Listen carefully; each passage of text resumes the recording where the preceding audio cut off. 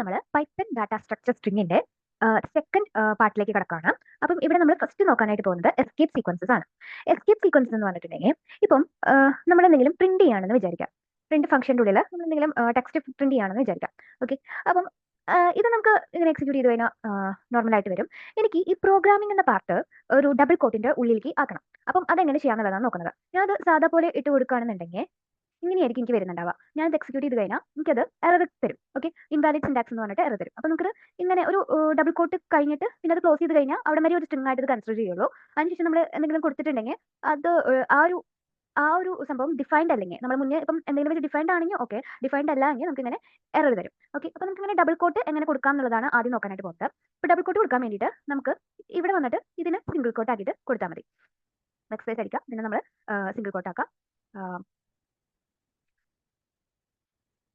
Single കോട്ടിലേക്ക് ഇടാം.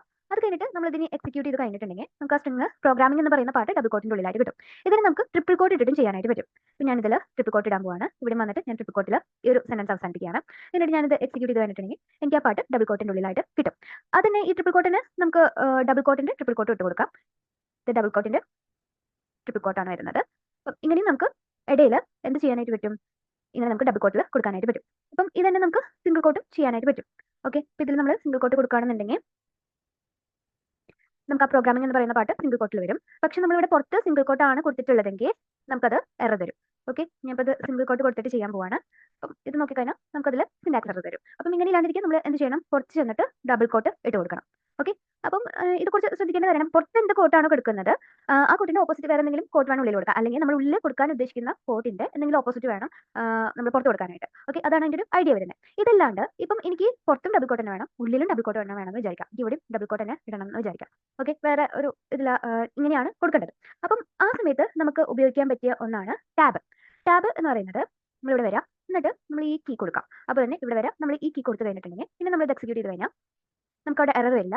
നമുക്ക് ആ ടാബ് കീ എന്ന് പറയുന്നത് നമുക്ക് ഇതിന് ഒരു എന്താ പറയുക, ഡബിൾ കോട്ട് ഉള്ളിലും ഉപയോഗിക്കാൻ പറ്റുന്ന രീതിയിലേക്ക് അതിനെ മാറ്റും. അപ്പം അവിടെയാണ് നമ്മൾ ടാബ് കീ ഉപയോഗിക്കുന്നത്. അപ്പം നമുക്ക് ടാബ് കീ എന്ന് പറയുന്നത് ഇതിന് മാത്രമല്ല, ഇപ്പം ഞാൻ ഇവിടെ ടാബ് കൊടുത്തിട്ട് ഇവിടെ ഞാൻ എന്നിട്ട് കൊടുക്കുകയാണെന്നുണ്ടെങ്കിൽ എനിക്ക് ഇപ്പം ഞാൻ ഈ പ്രിന്റ് ചെയ്യുന്ന സംഭവം ഒരു പുതിയ ലൈനിലായിട്ട് കിട്ടും. ഞാൻ ഇവിടെ ടാബിന് കൊടുത്ത സ്ഥലത്ത് എനിക്കൊരു പുതിയ ലൈനായിട്ട് കിട്ടും. ഓക്കെ, അപ്പം ഇത് ന്യൂ ലൈൻ ക്രിയേറ്റ് ചെയ്യാൻ വേണ്ടിയിട്ടാണ് നമ്മൾ ചെയ്യുന്നത്. പ്രിന്റ് ഫംഗ്ഷനിൽ ന്യൂ ലൈൻ ക്രിയേറ്റ് ചെയ്യാൻ വേണ്ടിയിട്ട്. അപ്പോൾ തന്നെ ഞാനിവിടെ എന്നിന് പകരം ടി ആണ് കൊടുക്കുന്നതെങ്കിൽ എനിക്ക് ഈ പൈത്തൺ ഈസെ കഴിഞ്ഞിട്ട് ഒരു വലിയൊരു സ്പേസ് വരും അതിൻ്റെ ഇടയിൽ. ഓക്കെ, ഒരു സ്പേസ് നമുക്ക് ഇങ്ങനെ ക്രിയേറ്റ് ചെയ്യാനായിട്ട് പറ്റും. ഓക്കെ, അപ്പം ഇത് സ്പേസ് ക്രിയേറ്റ് ചെയ്യാൻ വേണ്ടിയിട്ട്. അപ്പം ഇനി എനിക്ക് ഇവിടെ ഒരു ടാബ് തന്നെയാണ് ഇട്ട് കൊടുക്കേണ്ടതെന്ന് വിചാരിക്കാം.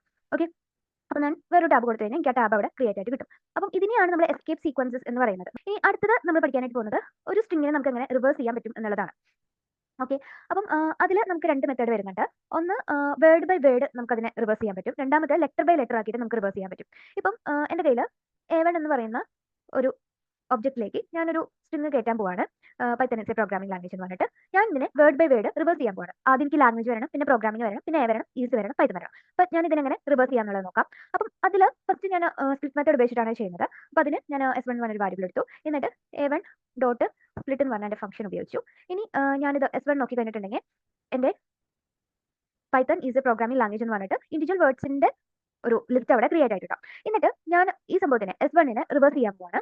അപ്പം S1 ഡോട്ട് റിവേഴ്സ് ചെയ്യാം, റിവേഴ്സ് എന്ന് പറഞ്ഞ ഫംഗ്ഷൻ ചെയ്യാം. ഫംഗ്ഷൻ ചെയ്ത് കഴിഞ്ഞിട്ട് ഞാനിത് S1 വീണ്ടും എക്സിക്യൂട്ട് ചെയ്ത് കഴിഞ്ഞിട്ടുണ്ടെങ്കിൽ എനിക്ക് language programming A is Python എന്ന് പറഞ്ഞിട്ട് അതിന് റിവേഴ്സ് ആയിട്ട് കിട്ടിയിട്ടുണ്ടാവും. ഇനി നമുക്ക് ആ കൂടി ഒരു പരിപാടി ഉള്ളത് ഈ ലിസ്റ്റിൽ കിടക്കുന്ന ഈ ഒരു വാക്കുകളെ ജോയിൻ ചെയ്യിപ്പിക്കുക എന്നുള്ളതാണ്. ഞാൻ S എന്ന് പറഞ്ഞൊരു ഒബ്ജക്റ്റ് എടുത്തു, അതിലേക്ക് ജോയിൻ എന്ന് പറഞ്ഞ ഫംഗ്ഷൻ കൊടുക്കാണ്. ഡോട്ട് ജോയിൻ, അതിൻ്റെ ഉള്ളിലേക്ക് എനിക്ക് ജോയിൻ ചെയ്യേണ്ട ആ ലിസ്റ്റിനെ ഞാൻ കൊടുക്കണം. അപ്പോൾ റിവേഴ്സ് ചെയ്ത S1നെയാണ് എനിക്ക് ജോയിൻ ചെയ്യുന്നത്.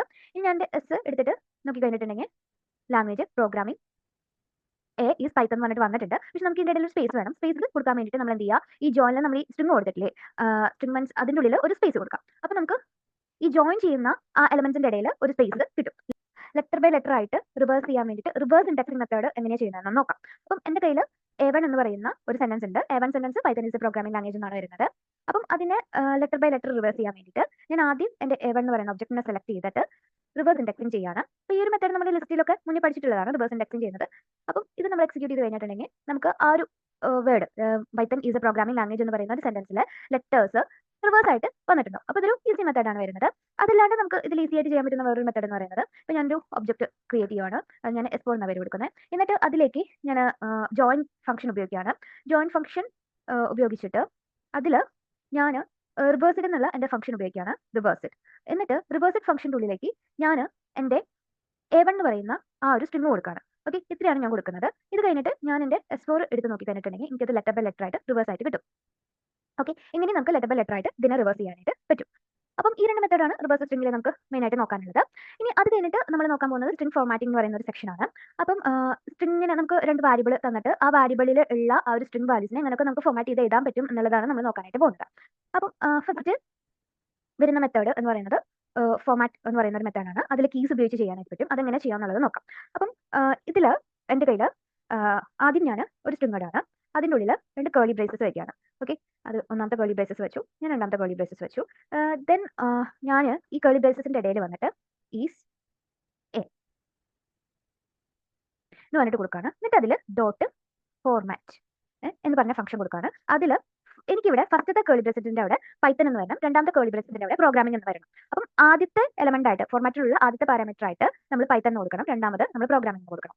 എന്നിട്ട് നമ്മളിത് എക്സിക്യൂട്ട് ചെയ്ത് കഴിഞ്ഞിട്ടുണ്ടെങ്കിൽ ഇത് പൈത്തൺ ഈസ് പ്രോഗ്രാമിംഗ് എന്ന് പറഞ്ഞിട്ട് എനിക്കത് വരും. ഓക്കെ, അപ്പോൾ ഇത് കംപ്ലീറ്റ് സെന്റൻസ് ആയില്ല, ഞാനിവിടെ പ്രോഗ്രാമിംഗ് മാറ്റിയിട്ട് ലാംഗ്വേജ് ആക്കാൻ പോവാണ്. അപ്പോൾ അല്ലെങ്കിൽ നമുക്കിവിടെ ഒരു സ്പേസ് ഇട്ടിട്ട് ലാംഗ്വേജ് എന്ന് കൊടുത്താലും മതി. ഓക്കെ, അപ്പോൾ നമുക്ക് ഇനി ഇത് എക്സിക്യൂട്ട് ചെയ്ത് കഴിഞ്ഞാൽ ഒരു കംപ്ലീറ്റ് സെന്റൻസ് ആയിട്ട് നമുക്ക് കിട്ടും. ഓക്കെ, അപ്പം ഇങ്ങനെ ഫോർമാറ്റ് മെത്തേഡ് ഉപയോഗിക്കുന്ന സമയത്ത് നമുക്ക് ഇതിൽ എത്ര കേർലി ബ്രേസസ് വേണമെങ്കിലും യൂസ് ചെയ്യാം. ഇപ്പം ഞാൻ അടുത്തൊരു കേർലി ബ്രേസസ് ഇട്ടിട്ട് അതിലേക്ക് വേറൊരു സെന്റൻസ് ആയിട്ടാണ് ഞാൻ ഈ ലാംഗ്വേജ് എന്ന് കേട്ടുന്നതെന്ന് വിചാരിക്കാം. ഓക്കെ, അപ്പം ഞാനിവിടെ 3 കാര്യങ്ങൾ കേട്ടുന്നുണ്ട്: പൈത്തൺ, പ്രോഗ്രാമിംഗ്, ലാംഗ്വേജ്. അപ്പോൾ പൈത്തൺ എന്ന് പറയുന്നത് ആദ്യത്തെ കേർലി ബ്രേസസിന്റെ ഉള്ളിലേക്ക് പോകും, പ്രോഗ്രാമിംഗ് എന്ന് പറയുന്നത് രണ്ടാമത്തെ കേർലി ബ്രേസസിന്റെ ഉള്ളിലേക്ക് പോകും, ലാംഗ്വേജ് എന്ന് പറയുന്നത് മൂന്നാമത്തെ കേർലി ബ്രേസസിന്റെ ഉള്ളിലേക്ക് പോകും. ഇങ്ങനെ നമുക്ക് സ്ട്രിംഗിനെ ഫോർമാറ്റ് ചെയ്യാനായിട്ട് പറ്റും. ഓക്കെ, അപ്പോൾ ഇതൊരു മെത്തേഡാണ്. പക്ഷേ നമ്മൾ ചില സമയത്ത് നമ്മുടെ കയ്യിൽ ഓർഡർ ഒന്നും ഉണ്ടാവില്ല എന്ന് വിചാരിക്കാം. ഫോർ എക്സാമ്പിൾ, ഞാനിപ്പം ഈ പ്രോഗ്രാമിനെ എടുത്തിട്ട് മൂന്നാമത് കൊടുക്കുകയാണ്. ഓക്കെ, ലാംഗ്വേജ് കഴിഞ്ഞിട്ട് കൊടുക്കുന്ന സമയത്ത് ഇതെനിക്ക് ആ സെന്റൻസിൽ ഓർഡർ വൈസ് ആണ് ഇത് കയറി പോകുന്നത്. Python is A language programming എന്ന് പറഞ്ഞിട്ട് ഓർഡർ വൈസ് അത് കയറി പോകും. അപ്പം നമുക്കതങ്ങനെ ചില സമയത്ത് ചെയ്യാൻ പറ്റത്തില്ല. അപ്പോൾ ആ സമയത്ത് നമുക്ക് കീ വെച്ചിട്ട് ഇതിനെ കൊടുക്കാനായിട്ട് പറ്റും.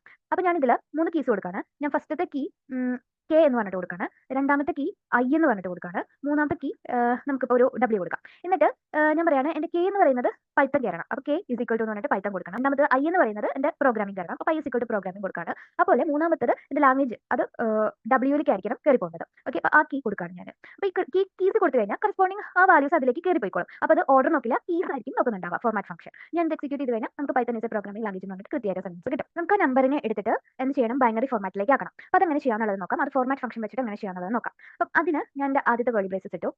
എന്നിട്ട് അതിൽ 0 ഈസ് ടു ബി എന്ന് പറഞ്ഞിട്ട് കൊടുക്കണം. അപ്പോൾ ബി ഉദ്ദേശിക്കുന്നത് അതിനെ ബൈനറി ആക്കി മാറ്റണം എന്നാണ് ഉദ്ദേശിക്കുന്നത്. എൻ ഡോട്ട് ഫോർമാറ്റ് എന്ന് പറഞ്ഞിട്ട് ഫംഗ്ഷൻ കൊടുത്തിട്ട് ഫോർമാറ്റ് ഫംഗ്ഷന്റെ ഉള്ളിലേക്ക് ഞാനൊരു നമ്പർ ഇട്ട് കൊടുക്കണം. ഞാൻ ഇത് ഇനി എക്സിക്യൂട്ട് ചെയ്ത് കഴിഞ്ഞിട്ടുണ്ടെങ്കിൽ എനിക്ക് 16ന്റെ ബൈനറി ഫോർമാറ്റ് എന്താണോ അത് കിട്ടും. ഓക്കെ, ഞാനിവിടെ ബിക്ക് പകരം ഇ ആണ് കൊടുക്കുന്നതെങ്കിൽ എനിക്ക് അതിന്റെ എക്സ്പോണന്റ് വാല്യൂ കിട്ടും. സിന്റെ എക്സ്പോണന്റ് വാല്യൂ എന്താണോ അത് കിട്ടും. അതുപോലെ ഞാനിവിടെ എഫ് കൊടുത്തു കഴിഞ്ഞിട്ടുണ്ടെങ്കിൽ എനിക്കിവിടെ ഫ്ലോട്ടിംഗ് പോയിന്റ് നമ്പർ ആയിട്ട് അതിന് കിട്ടും. ഓക്കെ, അപ്പോൾ ഞാനിവിടെ എഫ് കൊടുത്തു കഴിഞ്ഞാൽ എനിക്കത് ഫ്ലോട്ടിംഗ് പോയിന്റ് നമ്പർ ആയിട്ട് കിട്ടും. ഇനി ഇതിൽ വരുന്ന ഒരു മൂന്നാമത്തെ മെത്തേഡും കൂടി നമുക്ക് പഠിക്കാനുണ്ട്. അത് എന്ന് പറഞ്ഞിട്ടുണ്ടെങ്കിൽ ഇപ്പം എൻ്റെ കയ്യിൽ 3 കേർലി ബ്രേസസ് ഉണ്ട്. ഞാൻ 3 കേർലി ബ്രേസസ് ഇട്ട് കൊടുക്കുകയാണ്. എന്നിട്ട് ഓക്കെ, ഞാൻ 3 കേർലി ബ്രേസസ് ഇട്ട് കൊടുത്തു. എന്നിട്ട് ഇതിൽ ഡോട്ട് ഫോർമാറ്റ് എന്ന് പറഞ്ഞിട്ട് ആ ഫോർമാറ്റ് ഫംഗ്ഷൻ്റെ ഉള്ളിലേക്ക് ഞാൻ 3 സ്ട്രിങ്ങുകൾ കൊടുക്കുകയാണ്. ഓക്കെ, ഇപ്പം 3 സ്ട്രിങ്ങുകൾ ഇതിലിട്ട് കൊടുത്തിട്ടുണ്ട്. ഇപ്പം ഞാനിത് എക്സിക്യൂട്ട് ചെയ്ത് കഴിഞ്ഞിട്ടുണ്ടെങ്കിൽ എനിക്കിവിടെ പൈത്തൺ ഈസ് പ്രോഗ്രാമിംഗ് എന്ന് പറഞ്ഞിട്ടാണ് വരുന്നുണ്ടാവാം. ഇപ്പം എനിക്ക് ഇതിന്റെ സ്പേസിങ് അങ്ങോട്ടും ഇങ്ങോട്ടൊക്കെ മാറ്റണം എന്ന് വിചാരിക്കാം. അപ്പം അതിനുള്ള കുറച്ച് മെത്തേഡാണ് പറയുന്നത്. അപ്പം ഇവിടെ ഞാൻ ഈ ഒരു കോളൻ ഇട്ടിട്ട് അതിനുശേഷം ഞാൻ ഈ ഒരു സിമ്പിൾ ഉദ്ദേശിക്കുന്നത് ലെഫ്റ്റിലേക്ക് പോകണമെന്നാണ്. ലെഫ്റ്റിലേക്ക് എനിക്കൊരു 10 സ്പേസിംഗ് വരണമെന്നാണ് ഉദ്ദേശിക്കുന്നത്. ഞാൻ ഇത് എക്സിക്യൂട്ട് ചെയ്ത് കഴിഞ്ഞിട്ടുണ്ടെങ്കിൽ എനിക്ക് ഇവിടെ വേണ്ട പൈത്തൺ കഴിഞ്ഞിട്ട് ആ ഒരു കീ വന്ന പൈത്തൺ ആ ഫസ്റ്റത്തെ പൊസിഷൻ കഴിഞ്ഞിട്ട് എനിക്ക് ലെഫ്റ്റിലേക്ക് 10 പോയിന്റ് സ്പേസിംഗ് വന്നിട്ടുണ്ട്.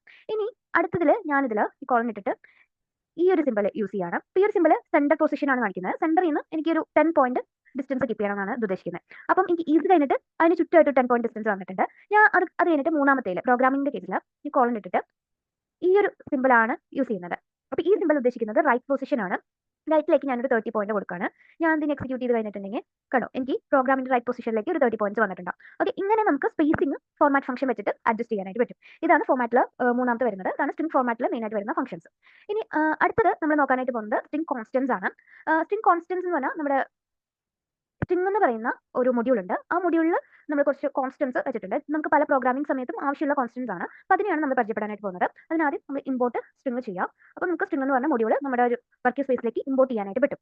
ഓക്കെ, ഞാനിവിടെ ഒരു ഏലിയാസും കൂടി കൊടുക്കുകയാണ്. ഞാൻ സ്ട്രിങ്ങിനെ എസ് ടി എന്ന് പറഞ്ഞിട്ട് ഇമ്പോർട്ട് ചെയ്യാണ്. അപ്പം എനിക്ക് അതിൻ്റെ ഉള്ളിലത്തെ ഫംഗ്ഷൻസ് എസ് ടി വെച്ചിട്ട് ഉപയോഗിക്കാനായിട്ട് പറ്റും. ഇപ്പം ഞാനിതിൽ എസ് ടി ഡോട്ട് ഞാനിതിൽ ലോവർ കേസ് മുതൽ അപ്പർ കേസ് വരെയുള്ള എല്ലാ ആൽഫബറ്റിക്കൽ ലെറ്റേഴ്സും എടുക്കാനായിട്ട് പോവാണ്. അപ്പോൾ എസ് ഡി ലെറ്റേഴ്സ് എന്ന് പറഞ്ഞൊരു ഫംഗ്ഷൻ വെച്ചിട്ടാണ് അതിനെടുക്കുന്നത്. എന്നിട്ട് ഞാനിത് എക്സിക്യൂട്ട് ചെയ്ത് കഴിഞ്ഞിട്ടുണ്ടെങ്കിൽ എനിക്കതിൽ എല്ലാ ആൽഫബറ്റിക്കൽ ലെറ്റേഴ്സും ലോവർ കേസിൽ നിന്ന് സ്റ്റാർട്ട് ചെയ്ത് അപ്പർ കേസ് വരെ ഓക്കെ എല്ലാ ആൽഫബറ്റിക്കൽ ലെറ്റേഴ്സും കിട്ടും. ഇന്ന് ഇതിൽ ഞാൻ ACCI എന്ന് പറഞ്ഞിട്ട് അതിൽ ലോവർ കേസിൽ നിന്ന് മാത്രം കൊടുക്കുകയാണ്. ഓക്കെ, അപ്പം അത് കൊടുത്തു കഴിഞ്ഞിട്ടുണ്ടെങ്കിൽ എനിക്ക് അതിൽ ലോവർ കേസിലുള്ള ലെറ്റേഴ്സ് മാത്രം കിട്ടും. ഞാൻ ഇതിന് അപ്പർ കേസ് എന്ന് പറഞ്ഞിട്ട് കൊടുത്തിട്ടുണ്ടെങ്കിൽ എനിക്ക് ഇതിലുള്ള എല്ലാ അപ്പർ കേസിലുള്ള ലെറ്റേഴ്സും കിട്ടും. അത് കഴിഞ്ഞിട്ട് ഞാൻ ഇതിൽ എസ് ടി ഡോട്ട് ഡിജിറ്റ്സ് എന്ന് പറഞ്ഞിട്ട് കൊടുക്കണം. അപ്പം നമ്മൾ ഡിജിറ്റ്സ് കൊടുത്തു കഴിഞ്ഞാൽ നമ്മുടെ കീബോർഡിലുള്ള 0 to 9 വരെയുള്ള എല്ലാ ഡിജിറ്റ്സും കിട്ടും. ഓക്കെ, അതാണ് ഡിജിറ്റ്സ് ഫംഗ്ഷൻ വരുന്നത്. ഇനി ഇതിൽ നമുക്ക് ഉപയോഗിക്കാൻ വരുന്നത് ഒക്ട് ഡിജിറ്റ്സ് എന്ന് പറഞ്ഞിട്ടുള്ള ഒരു ടേമാണ്. അത് നമ്മുടെ ഒക്ടൽ നമ്പേഴ്സ് കിട്ടാൻ വേണ്ടിയിട്ടാണ് ഉപയോഗിക്കുന്നത്. അത് 0 to 7 വരെയാണ് വരുന്നത്. അതുപോലെ തന്നെ ഹെക്സ് ഡിജിറ്റ് ഉണ്ട്. ഹെക്സാഡെസിമൽ നമ്പേഴ്സ് കിട്ടാൻ വേണ്ടിയിട്ടാണ് അത് ഉപയോഗിക്കുന്നത്. അപ്പം ഹെക്സ് ഡിജിറ്റ്സ് എന്നാണ് അതിന് പറയുന്ന ഫംഗ്ഷൻ വരുന്നത്. അത് 0 to 9 വരെയുള്ള നമ്പേഴ്സും ABCDE ലോവർ ലെറ്റേഴ്സ്, അതുപോലെ തന്നെ ABCDEF വരെയുള്ള ലോവർ ലെറ്റേഴ്സ്, പിന്നെ ABCDEF വരെ അപ്പർ കേസിലുള്ള ലെറ്റേഴ്സും കൂടി ഇൻക്ലൂഡഡ് ആണ് ഹെക്സാഡെസിമൽ നമ്പേഴ്സിൽ. ഇനി അടുത്തത് പങ്ക്ച്വേഷൻസ് ആണ് എടുക്കാനായിട്ട് പോകുന്നത്. അപ്പം ഇത് നമ്മൾ പങ്ക്ച്വേഷൻസ് എന്ന് കൊടുത്തു കഴിഞ്ഞിട്ടുണ്ടെങ്കിൽ നമുക്ക് നമ്മുടെ കീബോർഡിൽ അവൈലബിൾ ആയിട്ടുള്ള എല്ലാ പങ്ക്ച്വേഷൻസ് എല്ലാ സിമ്പിൾസും നമുക്ക് കിട്ടും. അതുപോലെ നമുക്ക് ഉപയോഗിക്കാൻ പറ്റുന്നതാണ് പ്രിന്റബിൾ എന്ന് പറഞ്ഞിട്ടുള്ളത്. അതായത് നമ്മുടെ കീബോർഡിൽ നമുക്ക് പ്രിന്റബിൾ ആയിട്ടുള്ള ആൾക്കാർ എന്തൊക്കെയാണെന്നുള്ളത് നോക്കാൻ വേണ്ടിയിട്ടാണ് പ്രിന്റബിൾ എന്ന് പറയുന്ന ഫംഗ്ഷൻ നമ്മൾ യൂസ് ചെയ്യുന്നത്. അത് നമ്മുടെ സ്ട്രിങ്ങിലുള്ള കുറച്ച് ഫംഗ്ഷൻസ് ആണ്. നമ്മുടെ കീബോർഡിൽ നമുക്ക് പ്രിന്റബിൾ ആയിട്ടുള്ള ആൾക്കാരാണ് തന്നിട്ടുള്ളത്. അപ്പോൾ ഇത്രയാണ് സ്ട്രിംഗ് കോൺസ്റ്റൻസ് എന്ന് പറയുന്ന ഒരു ഭാഗത്ത് വരുന്നത്. അന്നത്തെ വീഡിയോ നിങ്ങൾക്ക് ഇഷ്ടപ്പെട്ടെങ്കിൽ ലൈക്ക് ചെയ്യുക, ചാനൽ സബ്സ്ക്രൈബ് ചെയ്യുക. Thank you for watching.